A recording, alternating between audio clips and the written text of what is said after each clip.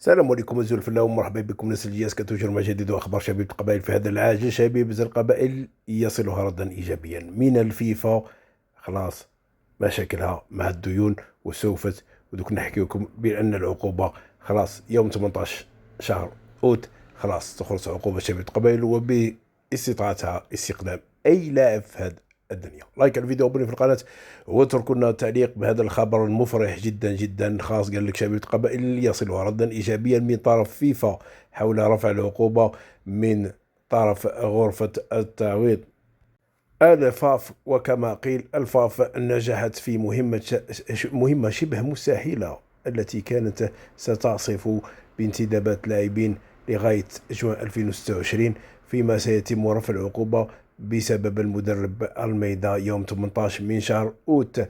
الاتحادية وعلى رأسها رئيس الفاف ووقف شخصيا على حل الملف وتابعه لحظة بلحظة. ونحن بدورنا نشكر عائلة شبيبة القبائل، تشكر رئيس الفاف اللي قام بهذا ربما شخصيا قال لك لي حل الملف هذا الشائك والشائك جدا. والآن باستطاعة شبيبة القبائل بتعويض ما فاتها نادي شبيبة القبائل يسوي جميع ديونه الآلقة، وبات بإمكانه الآن التعاقد مع لاعبين جدد بشكل طبيعي. مبروك لشبيبة القبائل، هذا الخبر الرائع جدا راه يفرح كثيرا للأنصار، لأن الأنصار راهم كان هذه هي السبة اللي كانت مقلقتهم كثيرا، لأنه أوضاع شبيبة القبائل نعرفوها باللي تلعب على جبهات، تلعب على عدة جبهات لتشريف الراية الوطنية وتشريف النادي. دائما ما يكون شبيبة القبائل دائما ما يشرف يعني كان في الرايات الوطنية دائما ما يكون مشرف جدا. وإن شاء الله يا رب العالمين بهذا الخبر تستطيع شبيبة القبائل حل مشاكلها. خلاص الآن إداريا راهي مفكوكة، الآن المرمى في يد الإدارة، لأنه جلب اللاعبين يعني أولوية.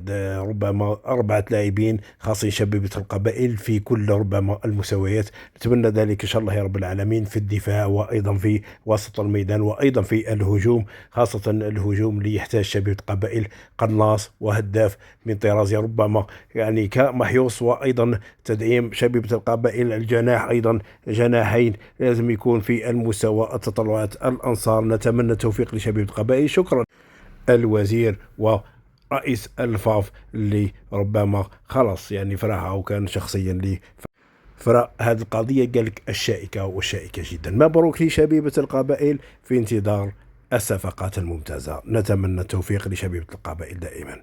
لايك الفيديو ومولي في القناة وتركوا لنا تعليق في هذا الخبر المفرح. سلام خاوتي.